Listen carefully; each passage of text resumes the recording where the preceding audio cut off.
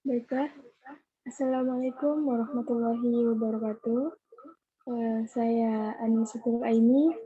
Di sini saya akan menjelaskan sedikit tips-tips mengajar dalam kondisi pandemi COVID-19.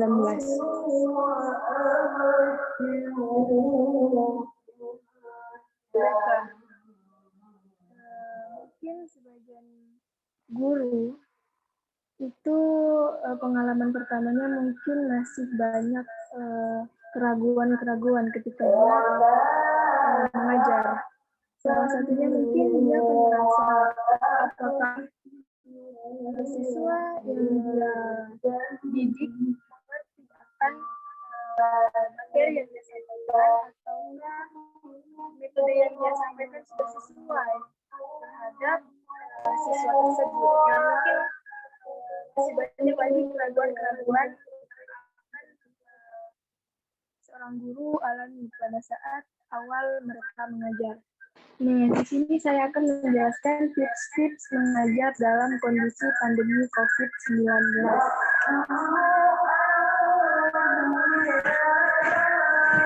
Yang pertama, yaitu jangan stres.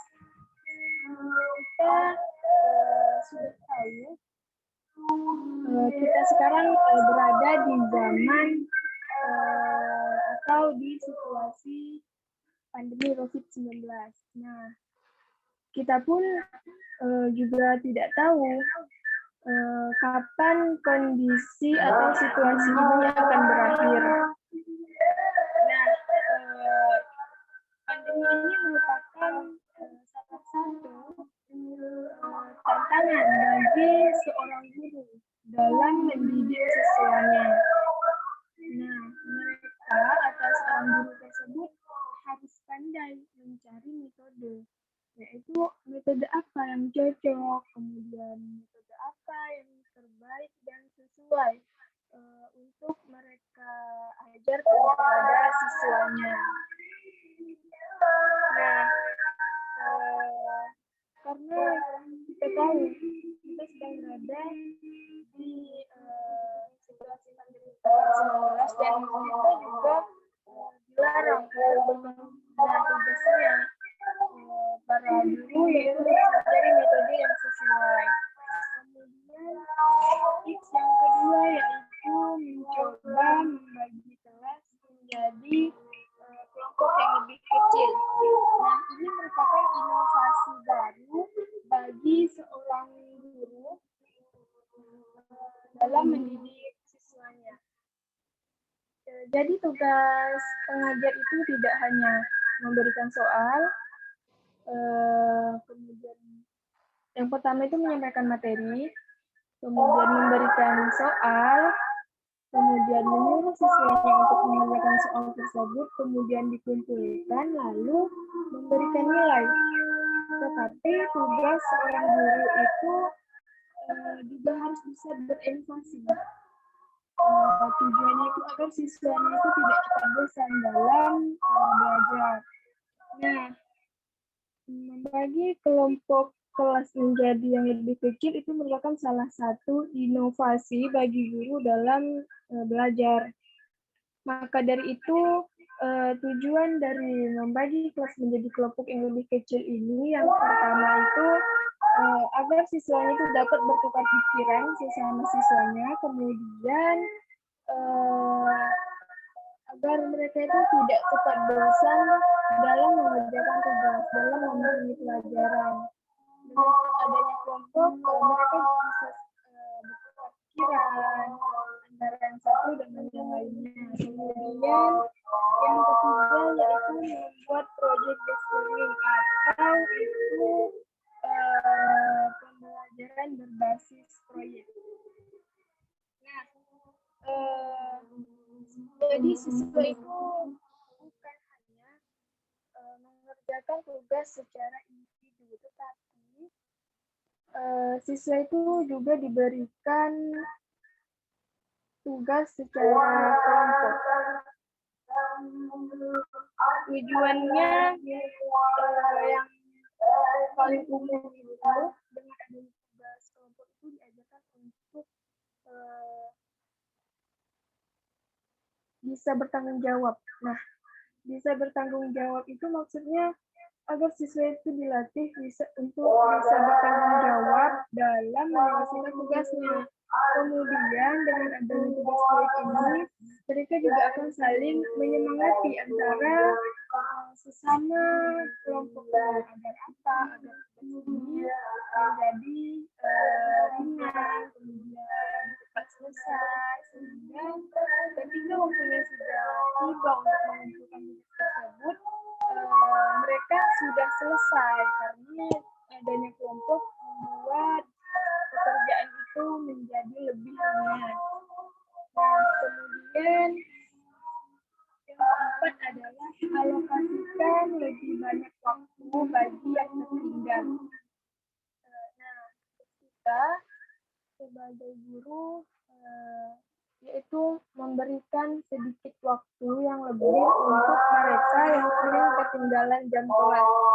Bukan berarti kita itu memfokuskan kepada yang sering ketinggalan kelas, tetapi kita juga fokus kepada anak-anak yang sering ketinggalan kelas. Akan tetapi kita itu memberikan sedikit waktu kita kepada yang sering ketinggalan kelas.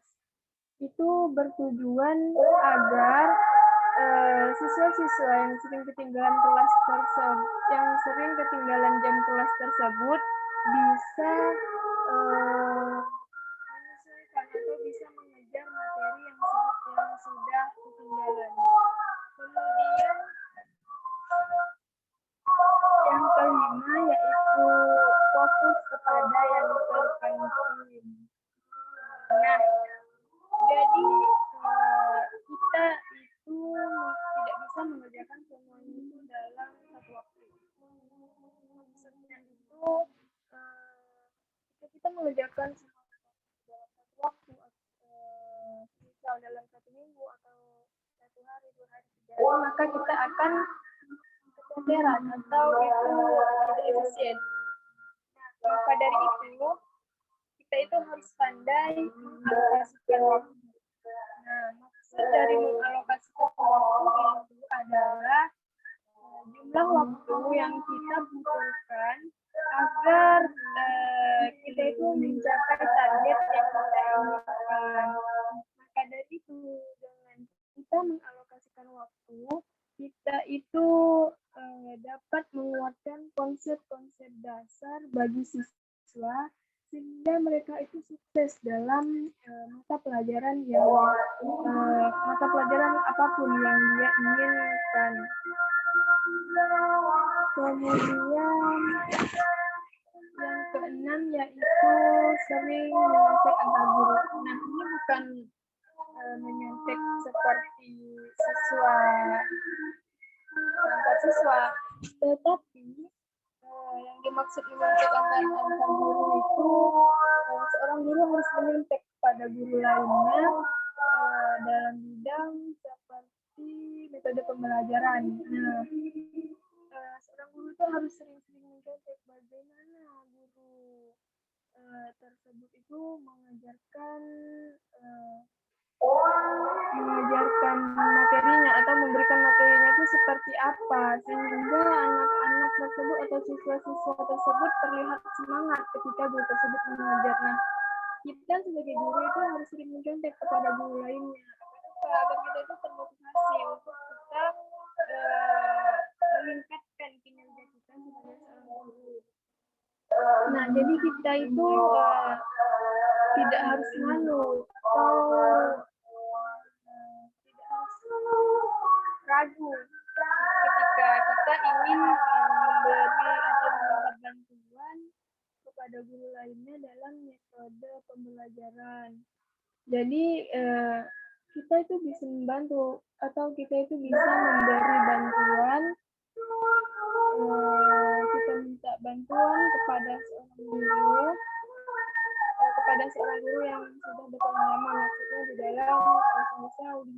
dalam bidang teknologi.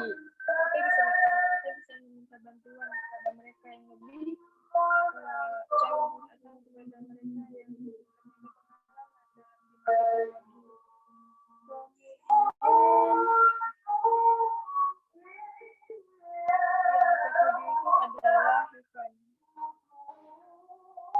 mengajar itu tidak mudah.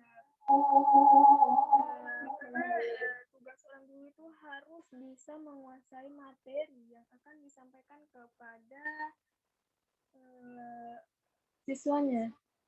Tetapi menjadi guru juga tidak selamanya membosankan. Seperti saat sekarang ini, kita harus berinovasi dalam metode pembelajaran. Kemudian tugas seorang guru itu tidak hanya berdiam diri di kelas, mendengarkan, kemudian mengumpulkannya dan menanti nilai yang diberikan oleh guru. Tidak hanya itu, tetapi tugas seorang murid itu juga bisa, mereka itu harus sering bertanya, kemudian sering mencoba dan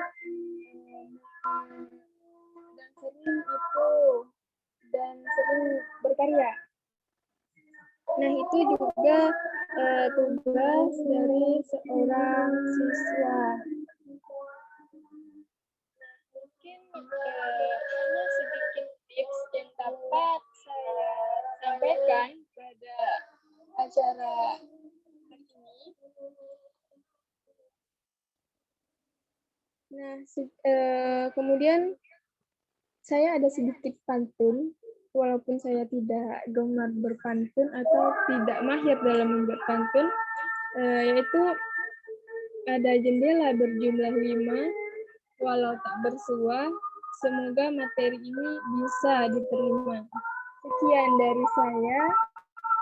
Wabillahi taufiq wal hidayah. Wassalamualaikum warahmatullahi wabarakatuh.